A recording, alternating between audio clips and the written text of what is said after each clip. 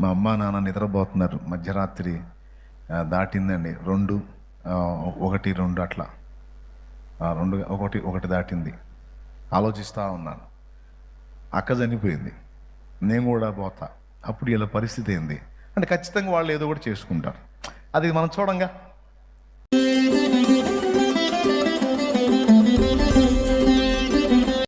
ఒక మానవుడు పాపం నుండి బయటపడాలి అంటే వాడు పాపాన్ని పోగొట్టుకోవడానికి కొన్ని కార్యక్రమాలు చేయాలి అని నాకు తెలిసి, నేను గుళ్ళు గోపురాల దగ్గరికి వెళ్ళినప్పుడు కొంతమంది చెప్పగా విని, కొంతమంది చెయ్యగా చూసి కొంత తెలుసుకున్నాను.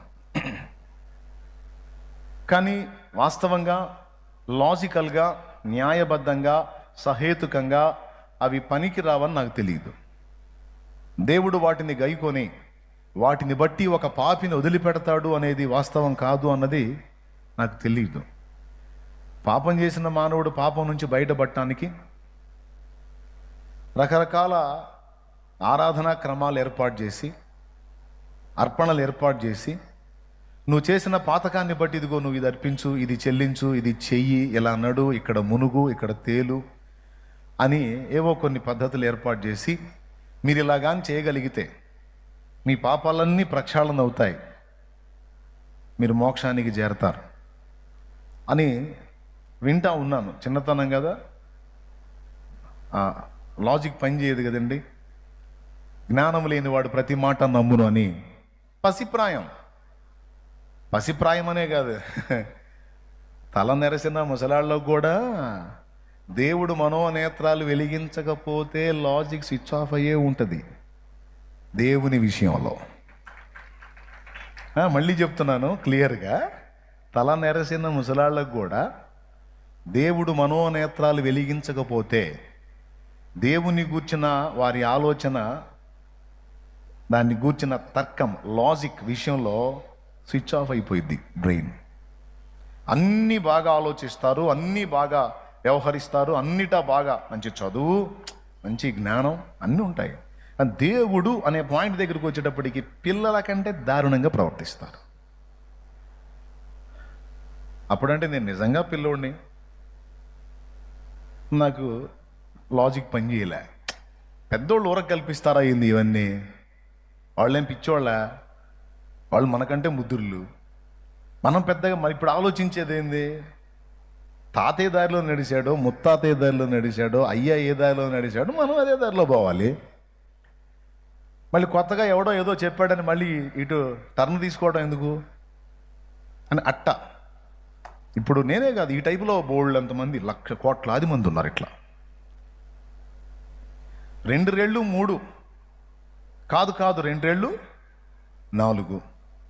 కానీ ముత్తాత 3 అన్నాడు, తాత 3 అన్నాడు, అయ్య కూడా 3 అన్నాడు. మరి వాస్తవంగా 2 రెళ్ళు 4 అని మనకి ఇప్పుడు అర్థమవుతున్నప్పటికీ 3 అని ఎందుకు అన్నారో వెనకటోళ్ళు, ఎందుకు వచ్చిన గొడవ? కాబట్టి తాత ముత్తాత నాన్న అందరూ 2 రెళ్ళు 3 అన్నారు కనుక మనం కూడా 3. అరే 3 ఎట్లా, 2 4 కదా, మనకు అట్లా ఎక్స్ట్రాలు చేయకూడదు. ఏనాడు పుట్టిందో, ఎప్పుడు పుట్టిందో, శాస్త్రం ఎందుకు వచ్చిన గొడవ? కాబట్టి శాస్త్రం జోలికి వెళ్ళకూడదు అని కొంతమందికి డౌట్లు వచ్చినా లాజిక్ స్విచ్ ఆఫ్ కొని కూర్చున్నారన్నమాట. Okay, right. నేను కూడా అప్పుడు సరే చిన్నోడప్పుడు అంటే నాకు అర్థం కాలేదు, 20 ఏళ్ల వయసు వచ్చినా అర్థం కాల. ఆ బుక్స్ తెచ్చుకొని చదవటం, ఆ కార్యక్రమాలు చేయటం, ఆ పూజా కార్యక్రమాలు అవన్నీ చేశా. ఇప్పుడు కూడా మీలో చాలామంది చేస్తున్నారు, ఇక్కడికి వచ్చి ఉండొచ్చు ఈరోజు ఏదో కూటాలు రా కూర్చుందామని. అందుకే నా స్టోరీ చెప్తున్నా. తర్వాత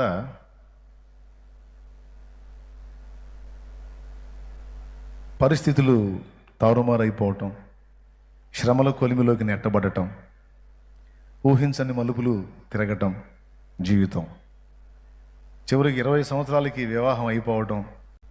ఒక అంటే 21 కదా మేజరు, కానీ తెలీదు. తొందరపాటు అడుగులు, తొందరపాటు నిర్ణయాలు. సరేలే, జీవితంలోకి అడుగు పెట్టాం, రకరకాల పరిస్థితులు అనుభవించాం. చివరికి ఏ పరిస్థితి వచ్చిందంటే, కష్టం ఏదో చేసుకుంటున్నాం, కుటుంబాన్ని రన్ చేసుకుంటున్నాం, అయినా సరే పరిస్థితులు తారుమారుగానే ఉన్నాయి, మనశ్శాంతి లేదు. మళ్ళీ భక్తి ఏం తక్కువ లేదు. మళ్ళీ దేవుడు లేడనే నాస్తికవాదం అయితే నాలో లేదు, నా ఫ్యామిలీలో లేదు. దేవుడు ఉన్నాడు. ఆ ఉన్నోడు ఎవరో తెలియదు. కానీ మాకు తెలిసినంత వరకు మాత్రం భక్తిలో రాజీ లేదు. మాకు పరిచయం ఉన్నంత వరకు భక్తిలో రాజీ లేదు. ఇదే సమయంలో యేసు ప్రభుని గురించి మాకు తెలిసినప్పుడు, వినబడినప్పుడు ఖచ్చితంగా వ్యతిరేకించేవాళ్ళం. ఎందుకు వ్యతిరేకించేవాళ్ళం అంటే దానికి ఒక కారణం ఉంది. ఏంటి ఆ కారణం అంటే, యేసు ప్రభువుని కూడా మేము గౌరవిస్తే మేము ఆరాధించే వాళ్ళు మాకు రివర్స్ అవుతారేమో అనే భయం ఒకటి. అందులోనే ఇంకొక భాగం ఏంటంటే, యేసు ప్రభువుని కానీ మేము తిట్టి దూషించి ఆయనను విశ్వసించిన వాళ్ళని మేము ఇబ్బందికరంగా మాట్లాడితే మేము ఆరాధించే వాళ్ళు సంతోషిస్తారేమో అనే ఫీలింగ్. ఏమైనా అర్థమైందా నేను చెప్పింది? మీకు క్లియర్గా అర్థమవుతుందా? ఎంతమందికి అర్థమవుతుంది? 2 విషయాలు చెప్పాను. యేసు ప్రభుని మేము గౌరవిస్తే, ఆల్రెడీ ఓ పార్టీలో ఉన్నాగా, ఆపోజిట్లో ఉన్న పార్టీని మరి మనం మెచ్చుకుంటే మనం ఉన్న పార్టీకి మండిద్దిగా. కాబట్టి ఎందుకు వచ్చిన గొడవ, మళ్ళీ వీళ్ళకి ఎందుకు శత్రువులు కావాలి మనం అన్నట్టు ముందే దరిద్రానికి బ్రాండ్ అంబాసిడర్ లాగా ఉన్నాం. దానికి తోడు ఇలాంటివి గల్లించుకున్నాం అంటే ఇంకా శాపం వచ్చిద్దేమో, ఎందుకు వచ్చిన గొడవ అని. యేసు ప్రభుని వ్యతిరేకించాం, ఆయన గురించి వ్యంగ్యంగా మాట్లాడాం. ఎందుకంటే ఇలా చేస్తే మేము ఆరాధించే వాళ్ళు సంతోషపడతారు. ఆహా, మనవాడు పర్ఫెక్ట్గా ఉన్నాడరా, మనల్ని తప్ప ఇంకో దాని వైపు బాటలేదు, అద్భుతంగా ఉన్నాడని వాళ్ళు ఫీల్ అవుతారేమో అని మా ఫీలింగు. దేవునికే స్తోత్రం. ఇట్లా పరిస్థితులు నడుస్తూ ఉన్న దినాల్లో 2002వ సంవత్సరానికి కథ క్లైమాక్స్కి వచ్చి ఏమంటారు దాన్ని, పరిస్థితులు పీక్ స్టేజీకి వెళ్ళిపోయి విషమించి సకుటుంబ సపరివార సమేతం అంటారే, పిల్లలు కూడా మందిచ్చి వాళ్ళు మేము యావత్ ఫ్యామిలీ చావాలనుకున్నాం. అంత చేదైన పరిస్థితిలోకి నా కుటుంబం వెళ్ళింది, నా జీవితం కూడా వెళ్ళింది. ఇప్పుడు నన్ను చూసిన మీరు అలా చాలా ఏం రాదనంటే అనుకుంటా. ఏముంది ఎన్ని అనుకోవడానికి? అదంతా ప్రభువులో. ఆయన జీవితంలోకి ఎంటర్ కాకముందు పరిస్థితి ఏంటంటే టోటల్ ఫ్యామిలీ మొత్తం కూడా అలా ఇదైపోవాలనేది ఆలోచన. 4 అక్కలు, 2 అన్నదమ్ములం. సరే, అప్పులో తిప్పులో బాధలో ఇరుకులో ఇబ్బందులో కష్టాలో కన్నీళ్ళు అందరం బాగున్నాం అనుకుంటే ఒక ఆమె సడన్గా చనిపోవటం, అది జీర్ణించుకోలేకపోవటం, 3 పసిబిడ్డలు అనాథలైపోవటం, ఆమె చనిపోయిన కొంతకాలానికి ఆమె భర్త కూడా చనిపోవటం. ఎంత మీరు కూడా రకరకాల బాధల్లో ఉండొచ్చు. కొంతమంది ప్రభువులో ఉండి శ్రమ పడుతుండొచ్చు. కొంతమంది ఇప్పుడే యేసు ప్రభు దగ్గరకు వచ్చి కూర్చొని ఉన్నవాళ్ళు కూడా నేను చెప్తున్న మాటలను బట్టి మీరు ఆలోచించవచ్చు. మీరు కూడా కొంచెం ఇబ్బందుల్లో ఉండొచ్చు. మీ పరిస్థితులు ఎలా ఉన్నాయో నాకైతే తెలియదు. పడేవాడికి తెలుస్తాయి బాధలో. అప్పుడు మా పరిస్థితి అలా అయిపోయి చీటికి మాటికి ఇంట్లో గొడవలు, నువ్వు చావు అనుకొని, ఎట్లా కాదు అందరం కలిసి చేద్దాం అనుకొని అన్నం పెట్టుకుంటాం ప్రేమగా అందరం కూర్చొని. సగం తినేసరికి కొట్లాట అయింది. ఆ దేశాలు పళ్ళలన్నీ అక్కడ బగలు కొట్టుకొని లేచి ఫైటింగ్ సీన్లు. మళ్ళీ ఆ ఫైటింగ్ అయిపోయిన తర్వాత కాసేపు మళ్ళీ ప్రశాంతంగా కూర్చొని అసలు ఏం జరిగింది, మనకి ఎందుకు ఇట్ట అయిపోయాం మనం అని అనగానే మమ్మ లైన్లోకి వచ్చింది. మనకేదో చేశారయ్యా. ఏంటిది చేసింది? ఏంటంటే ఏదో చేతబడి లాంటిది ఏదో చేశారయ్యా, లేకపోతే ఎందుకు అయిద్దా ఇట్ట. కొంతవరకు అది కూడా నిజమే. ఆ ప్రయోగతంతులు కూడా జరిగినాయి. ఎందుకంటే దానికి సాక్ష్యం నేను కళ్ళారా చూశాను. మంత్రప్రయోగాలు జరిగిన సంగతి కూడా తెలుసు. కాబట్టి పిచ్చోళ్ళలాగా ప్రవర్తిస్తున్నాం, ఏం జరుగుతుందని ఇక మాంత్రికుల దగ్గరికి సిద్ధాంతుల దగ్గరికి, ఏది వాస్తు దోషాలు ఉన్నాయని. అట్లాగా కొంతకాలం అటు తిప్పలు పడ్డాం. ఏ విధంగా సమాధానం లేదు. చివరికి 2002 మార్చి నెల చివరిలో నా ఫ్యామిలీ కాదు, నా ఫ్యామిలీ చావు నేను చూడలేను, నేనే పోవాలి. ఇప్పుడున్న పరిస్థితుల్లోంచి బయటపడే దారి అర్థం కావట్లేదు. కనీసం ధైర్యం చెప్పే ఆదరణకరమైన ఒక మాట లేదు. ఇన్ని సంవత్సరాలు ఊహ తెలిసిన దగ్గర నుంచి ఇప్పటిదాకా. ఇప్పుడు పరిస్థితులు బాగుంటే అందరూ వస్తారండి. పరిస్థితులు తారుమారైతే మనల్ని ఎంతో పూసుకున్న వాళ్ళు కూడా అడ్రస్ ఉండరు. తెలిసిందేగా ఇది. పరిస్థితులు బాగున్నంత వరకు మనుషులు, పరిస్థితులు తారుమారైతే ఎవడు రాడు. ఎందుకంటే వాడిని పలకరిస్తే డబ్బులు అడుగుతాడేమో, ఏమైనా అప్పిమంటాడేమో, ఇప్పిమంటాడేమో అనే డౌట్లు. కాబట్టి ఆపదలో ఉన్నప్పుడు ఎవరు కనపడరు. అన్నీ బాగున్నప్పుడు అందరూ వస్తారు. అది వేరు. తెలిసింది, మనకు తెలిసిన సంగతి. మరి ఎవరు ఆదరించిన స్థితిలో మనిషికి కనపడ్డది ఒకడే, దేవుడు. ఆ దేవుడి దగ్గర కూడా సమాధానం రానప్పుడు మనిషికి ఇక బ్రతుకు మీద విరక్తి కలిగింది.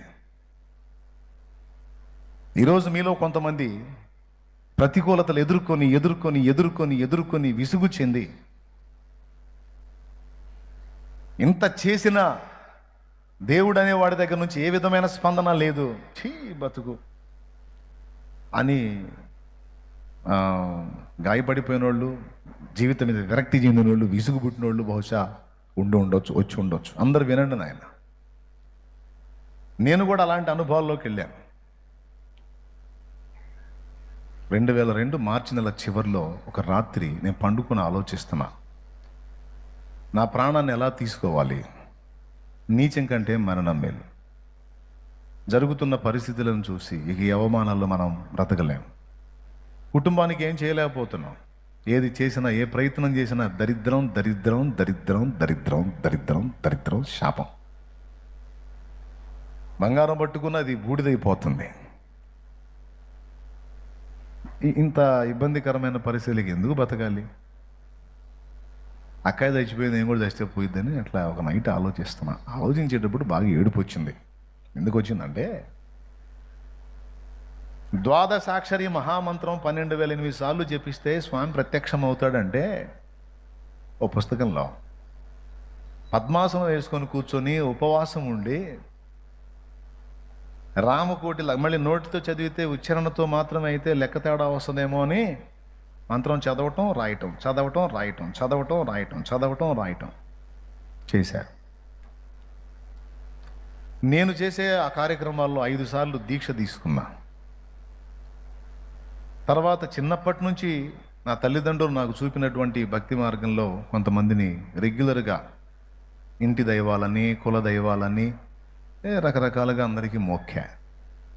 మళ్ళీ భక్తి చేస్తే చిన్నగా కాదండి, ఏదో టెంకాయ కొట్టి దండం పెట్టుకుని సైడ్కి రావటం కాదు.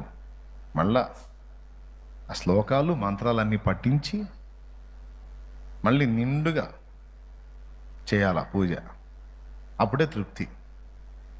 ఆ రాత్రి ఇంతగా నేను తిప్పలు పడ్డాను కదా. నా అరచేయి మీరు చూడొచ్చు, నా అరచేయి చూడొచ్చు మీరు. ఇందులో కర్పూరాలు వెలిగించుకొని కాల్చుకున్నా. అంటే స్పూను చెంచాతో కాకుండా అరచేతిలో ఆ కర్పూరపు కణికలు వేసుకొని నిప్పు ముట్టించి ఈ చర్మం అంతా సరసరసర కాలిపోతున్నా సరే భక్తి. దేవుడు కనికరిస్తాడు, దేవుడు మెచ్చుకుంటాడు, మాట్లాడతాడు, ప్రత్యక్షమవుతాడు, స్పందిస్తాడు. ఏదో ఒక గుడ్డి నమ్మకం. చేయగలింది కానీ ఏ దర్శనం కలగల. కాలేటప్పుడు మాత్రం సుక్కలు కనపడ్డాయి. అయినా సరే ఓర్చుకున్నా. చూడండి, హ్యాండ్ కనపడుతుందా? ఇది గుర్తు అన్నమాట. నేను అవి చేశానా లేదంటే, ఏ స్థాయిలో చేశానంటే అది ఒక సాక్ష్యం. ఓకే కదా? రైట్. ఆ తర్వాత ఆ రాత్రి అన్నీ తలుచుకొని పిచ్చోడు చేసినట్టు చేశా కదా. కాళ్ళకి చెప్పులు లేకుండా కిలోమీటర్లు నడిచా కదా. చన్నీటి స్నానం 3ంటికి లేచి చల్లటి చలిగాలిలో పోసుకొని మరి చేశాను కదా పూజలో. అమ్మ చెప్పిందని, అయ్య చెప్పాడని, తాత చేశాడని, వాళ్ళు చెప్పారని, వీళ్ళు కనపడ్డ దానికల్లా చేశాను కదా. ఈరోజు ఈ పరిస్థితి వచ్చింది. అసలు దేవుడు అనేవాడు ఉన్నాడా? దేవుడు అనేవాడు అసలు ఉన్నాడా? ఉంటే అతను ఎవరు? ఇంతమందిని నేను ఫాలో అయ్యాను, ఇంతమందికి మొక్కాను, నా ఊహ తెలిసిన దగ్గర నుంచి ఇప్పటిదాకా నేను అదే పిచ్చిగా చేశాను. ఒక్కడన్నా నాతో మాట్లాడేంటి? సరే, నాకేదో సాయం చేసినా చెయ్యకపోయినా కనీసం ఒక ఆదరణకరమైన వాక్కు నాకు దొరకలేదేంటి అని నేను చేసినవన్నీ తలంచుకొని బాధపడ్డాను. తర్వాత నేను ఒక 25 నుంచి 30 మొక్కులు మొక్కున్నాను. ఈ జుట్టు పెంచుకున్నాను. నేను చెప్పిన ఈ సన్నివేశం జరిగేటప్పుడు ఈ జుట్టు పెంచుకున్నాను. అప్పటికే పవన్ రాజు పుట్టాడు. వాడికి కూడా పిలకేశాం. ఎందుకంటే వాడు నేను తిరుపతిలో జుట్టు తీపిచ్చాలని పెంచుకున్నాం. ఆ కండిషన్లో నేనుండి ఈ అన్వేషణ చేస్తున్నాను. ఏంటంటే అసలు దేవుడు అనేవాడు ఉన్నాడా? ఉంటే ఒకడన్నా మాట్లాడింది. మనం ఏం చేసామంటే, ఇప్పుడు లారీ వెనక ఉంటుంది, దేవతలారా దీవించండి అని లారీలు వెనక అక్కడక్కడ ఆటోలు వెనక వేసి ఉంటాయి. అట్లాగా గుంపులో రాయేస్తే ఎవరికి వాళ్ళు తగిలిద్దిలే అని కనపడ్డోళ్ళల్లా ఎవరిని కవర్ చేయకుండా అందరినీ కవర్ చేసాం. అర్థమైందా? కనపడ్డ వాళ్ళల్లా ఫాలో అయ్యాం పిచ్చిగా. అంటే ఎవరొకళ్ళు ఆపదలు ఆదుకుంటారని. ఏం లేదు, సౌండే లేదు. ఇంకా బాగా దుఃఖం వచ్చింది. ఓ నిర్ణయానికి వచ్చి ఆ రోజు ఆలోచిస్తూ ఉన్నప్పుడు, నేను యేసుప్రభు అంటే ఇష్టపడలేదండి. యేసుప్రభు నమ్ముకున్న వాళ్ళు నా దగ్గర వర్క్ చేయడానికి వచ్చినప్పుడు వాళ్ళకి నానా రకాల మాటలని హృదయాలను గాయపరిచి వాళ్ళని ఎట్లయినా అటు డైవర్ట్ చేయాలని, ఏది నేను గతంలో ఉన్న విశ్వాసానికి డైవర్ట్ చేయాలని శతవిధాలా ప్రయత్నించాను. అలాంటి వాడిని నేను. ఆ రాత్రి నేను మొక్కినోళ్ళు కదా, అసలు దేవుడే లేడు. ఉంటే వానికి జాలి, దయ, కనికరం అనేది ఉంటుంది కదా. ఎవరైనా కావచ్చు, ఉన్నోడు ఎవడైనా ఉంటే నాకు కనబడవచ్చు కదా. లేడు, చావే శరణ్యం అని దుఃఖపడుతున్నా. మా అమ్మ నాన్న నిద్రపోతున్నారు. మధ్యరాత్రి దాటిందండి. 2, 1, 2 అట్లా 2, 1 దాటింది. ఆలోచిస్తూ ఉన్నాను. అక్క చనిపోయింది, నేను కూడా పోతా. అప్పుడు ఇలా పరిస్థితి ఏంది అంటే ఖచ్చితంగా వాళ్ళు ఏదో కూడా చేసుకుంటారు. అది మనం చూడంగా, మనం ముందే అయిపోతాంగా, గొడవ ఉండదు అని అనుకుంటున్నా. మా నాన్న ఎలా ఫీల్ అవుతాడు? ఒరే, చాలా ఆశలు పెట్టుకున్నా కదరా నీ మీద, నువ్వు ఎట్లా చేసావని ఏడుస్తాడేమో. మా అమ్మ ఎలా ఏడ్చిద్దో, మిగిలిన వాళ్ళు ఎలా బాధపడతారో, నా భార్య ఎలా దుఃఖపడిద్దో, నా బిడ్డలు ఎలా ఫీల్ అవుతారో, ఇవన్నీ ఎవరికైనా ఉంటుంది కదండి. చావాలనుకుంటే ఈజీయా? ఎన్ని సెంటిమెంట్లు అన్నీ తెంచుకొని దూకాలి కదా. అన్నీ తలంపుల్లోకి వచ్చి కొంత దుఃఖపడి, ఎట్లా సెంటిమెంట్ పెట్టుకుంటే సావలేం, మనసు బండ చేసుకోవాలి, రాయి చేసుకోవాలని మళ్ళీ మనసును కఠినపరుచుకొని ఒక నిర్ణయానికి వచ్చి ఆ రాత్రి నాకు తెలియకుండానే ఈ ఆలోచనలో, ఈ దుఃఖంలోనే అలా మత్తు గమ్మినట్టు నిద్రలోకి వెళ్ళా. ఇంచుమించు 3 గంటల వేళ నన్ను యేసు ప్రభు దర్శించాడు.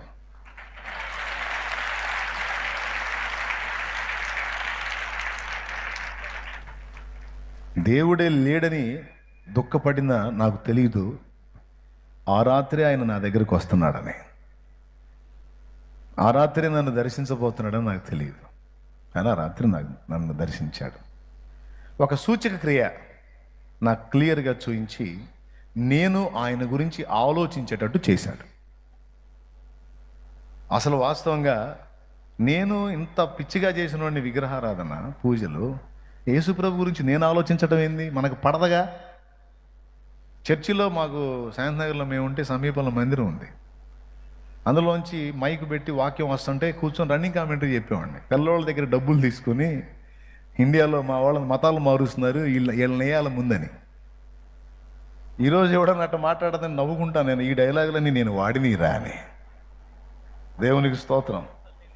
పాస్టర్ తిమోతి గారు బల్లే బల్లే సూపర్ కదా, ఒక్కడికి చూపిస్తావా? నరసరావుపేట చంద్రబాబు నాయుడు ఖాళీలో మేము ఉన్నాం. ఆ టైంలో తిమోతి అన్న అక్కడ కూటం పెట్టాడు. దేవుడే సాక్షి దీనికి. ఆయన అక్కడ కూటం పెట్టాడు. కూటం పెట్టి ఓ పాట పాడుతున్నాడు. కొంతసేపు కనబడి అంతలోనే మాయమై ఆవిరి వంటిదిరా, ఈ పాట పాడుతున్నాడు. ఈయన ఈ పాట పాడి పాపం ప్రార్థన చేసి వాక్యం మొదలు పెట్టాడు. ఆ పక్కింటోడు ఏం చేశాడంటే టేప్ రికార్డ్ పెట్టి ఫుల్ సౌండ్ పెట్టాడు. పాపం ఈయన మాట్లాడేది ఈయనకైనా పడట్లా, అట్ట పెట్టాడు వాడు.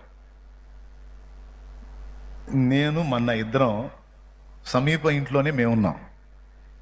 ఏమనుకోవాకన్నా, మేమేమనుకున్నాం అంటే, అరే మన్నయ్య నేను వాడు ఈ టేప్ రికార్డు పెట్టాడురా, ఈ పాస్టర్ గారు ఏదో చెబుతున్నాడు, ఖచ్చితంగా ఇప్పుడు ఈ పాస్టర్ గారు రియాక్ట్ అవుతాడు చూడరా అనుకున్నాను. నేను ఇద్దరం, మన్నయ్య నేను. ఎవరు? ఈయన. పాపం ఆయన ఏం చేస్తున్నాడు, వాక్యం చెబుతున్నాడు. కొంతమంది జీవితాలు ఇంతే మారో అని పాపం ఆయన కొంచెం వచ్చే ఉద్రేకాన్ని కంట్రోల్ చేసుకొని దేవుడే వారిని దర్శించుగాక అని చెప్పని వాక్యం చెబుతున్నాడు. రగిలిపోతా.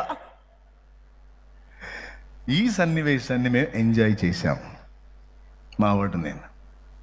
ఆ తర్వాత మేము ఆ పరిస్థితుల్లోకి వెళ్ళటం అవన్నీ జరిగినాయి. థ్యాంక్స్ అన్న. గుర్తుంది కదా నీకు చెప్పాను గతం, అది సాక్ష్యం. Okay, right. అలాంటిది రన్నింగ్ కామెంటరీలు చేయటం, అట్లా వెటకారాలు చేసుకోవటం, అది కూడా ఉంది మన లైఫ్లో. అందుకే ఎవరైనా చేస్తుంటే నవ్వుకుంటాను. ఓకే, అంటే నన్ను నేను చూసినట్టు ఉంటుంది ఎవడన్నా అట్లాంటి పిచ్చి హాస్టల్ చేస్తుంటే, ఎందుకంటే అది చేశాను కాబట్టి నేను. తర్వాత రాత్రి ఒక సూచక్రియ ద్వారా ఒక వ్యక్తిని ఆయన తాకి స్వస్థపరచటం అనే ఒక సూచక క్రియ యేసు ప్రభు ఆ రాత్రి నన్ను దర్శించి నాకు అది చూయించాడు. నేను లేచి కూర్చున్నాక నాకు కనబడ్డ దర్శనాన్ని బట్టి నేను యేసు ప్రభు గురించి ఆలోచించకుండా నేను మొక్కిన వాళ్ళందరినీ తలపోసుకుంటున్నాను. ఈ స్వామి కనపడ్డాడేమో, ఆ తల్లి కనపడిందేమో, ఈ అయ్య కనపడ్డాడేమో, ఆ అమ్మ కనపడిందేమో, ఈ బాబా కనపడ్డాడేమో, ఇదే రూటు ఈ వెతుక్కుంటున్నా. అయితే నాకు నా అంతర్వాణి అంటారు, అంతరంగ స్వరం, నాలో నుండి ఒక ధ్వని, నీవు తలపోస్తున్నవి ఏమీ కాదు, వారెవరూ కాదు. ఎవరిని నువ్వు ద్వేషించావో, ఎవరిని నువ్వు దూషించావో, ఎవరికి వ్యతిరేకంగా నువ్వు క్రియ చేశావో, ఆ యేసు చేసిన కార్యం అది. యేసు క్రీస్తు. నువ్వు లేచి అక్కడికి వెళ్ళు.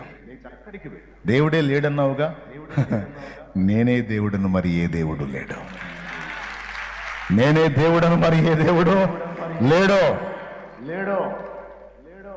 లే నీ జీవితం అక్కడ తీసుకుంటుంది మలుపు. పో. కూర్చున్నాను. ఇది పక్కా మనకి వ్యతిరేకమైన వ్యవహారం కదా, ఇదేంది నాకు ఎట్లొచ్చింది? అసలు నేను తలంపులో కూడా అనుకోలేదు. ఇదేంది, యేసు ప్రభు దర్శించాడు నన్ను అంటే నేను అడిగిన ప్రశ్న మర్చిపోయా. దేవుడు అనేవాడు లేడు, ఉంటే అతడు నాకు కనబడాలి. మరి ఏం చేద్దామండి? ఆయన ఉన్న దగ్గరికేమో నేను పోకపోతిని, నాకు ఇష్టం వచ్చినట్టు ఎవడో చెప్పిందని అంతటిని బట్టి తిరుగుతూ ఉంటుంది. అవునా? అసలోడి దగ్గరికి నేను రాలేదు కదా. ఇక్కడ సమస్య ఏంటంటే, రే నేను లేకపోవటం కాదు, నేను ఉన్న దగ్గరికి నువ్వు రాలా, అది సమస్య. దేవునికి స్తోత్రం. అవునా? మొత్తం మీద ఆ రాత్రి యేసు ప్రభు దగ్గరికి వెళ్ళాలని నిర్ణయం అయిపోయింది. ఎందుకంటే అన్ని రోజులు రాని ఒక ఆలోచన ఆ రోజు వచ్చింది, అది పరిశుద్ధాత్మ ద్వారా.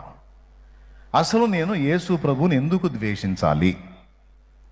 ఆయన నాకు చేసిన అన్యాయం ఏంది? అయితే గీతే యేసు ప్రభు నమ్ముకున్న వాళ్ళు తేడాలు అయి ఉండొచ్చు, వాళ్ళలో ఏమైనా లోటుపాట్లు లోపాలు ఉంటే ఉండొచ్చు. అసలు యేసు ప్రభు అనే వ్యక్తి ఏం చేశాడు? అసలు అతను ఒక శత్రువులాగా నేను ఎందుకు ఫీల్ అయ్యా? అసలు ఆయన సంగతి ఏందో తెలుసుకుందాం. ఏమండి, ఎన్ని తిరిగినోడు కదా ఓ లెక్క. ఆ సంగతి కూడా తెలుసుకుందాం. ఒక్కసారి యేసు ప్రభు దగ్గరికి వెళ్దాం అనిపించింది. ఈరోజు మీలో కొంతమంది వచ్చినట్టు ఆ రోజు నేను వెంటనే వెళ్ళి మా అమ్మకి చెప్పాను, నేను చర్చికి వెళ్ళాలనుకుంటున్నాను అన్న. 4ంటికి మా అమ్మని లేపా. ఆ జామని లేపితే ఆమె బెత్తరపోయి లేచిన దానికి వెంటనే మళ్ళీ లేట్ కూడా చేయకుండా చర్చికి వెళ్దాం అనుకుంటున్నా అన్న. అసలు ఈ జాములు లేవటం ఏంది, ఈ జాములు లేచి చర్చి ఏందయ్యా అంది. ఏం లేదమ్మా, నేను చర్చికి వెళ్ళాలనుకుంటున్నాను, రేపు ఆదివారం నుంచి నేను చర్చికి వెళ్తానమ్మా అన్న. మా అమ్మ భయం ఏంటంటే ఆల్రెడీ ఒక పార్టీలో ఉన్నాగా, ఆల్రెడీ బాధలు పడుతున్నాం.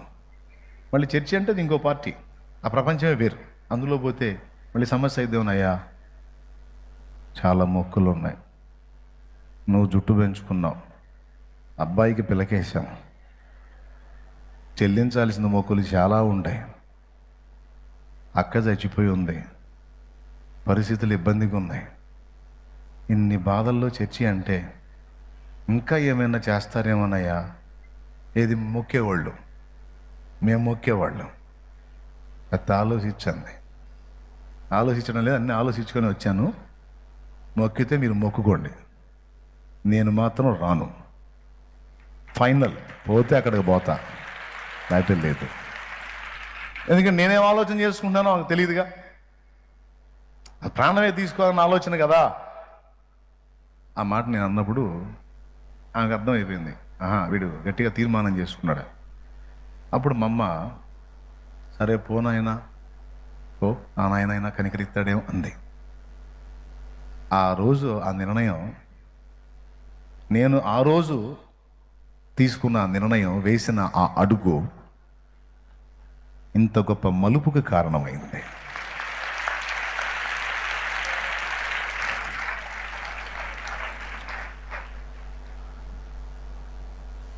సంతోషం, మీరు చప్పట్లు కొట్టారు, నాకు ఆనందమే. ఒకవేళ ఆ రాత్రి నేను ఆ తీర్మానం చేయకుండా ఏదో వచ్చిందిలే అని దాన్ని అలా దాటవేసి అలానే ఉన్నట్టయితే నాకు తెలిసి బహుశా ఇప్పుడు ఈ శాలిటీ ఉండేది కాదు. కానీ ఎట్లనో దేవుడు నా యందు నుండి నాలో కలిగిన ఆ దర్శనాన్ని స్థిరపరిచి నన్ను బలంగా ప్రేరేపించి చాచిన ఆయన రెక్కల కిందికి నన్ను పిలుచుకోవటం. ఎందుకంటే కన్నబిడ్డ ఏడుస్తుంటే ఎంతోమంది చూస్తారండి లోకంలో. పసిపాప ఏడుస్తుంటే ఎంతోమంది చూస్తారు. పాపం ఎవరి అమ్మాయి ఏడుస్తుంది, ఎవరు ఏడుస్తున్నట్టుండి, ఎవరు పట్టించుకోవట్లేదు అని చూసి వెళ్ళిపోతారు. 100 మంది చూసినా ఆ పసిపాపను ఎవరి పాప ఏడుస్తుందని చెప్తారు, చుట్టూ చూస్తారు, ఎవరో కనబడకపోతే వెళ్ళిపోతారు. కానీ కన్న తల్లి పరిగెత్తుకుంటా వచ్చింది.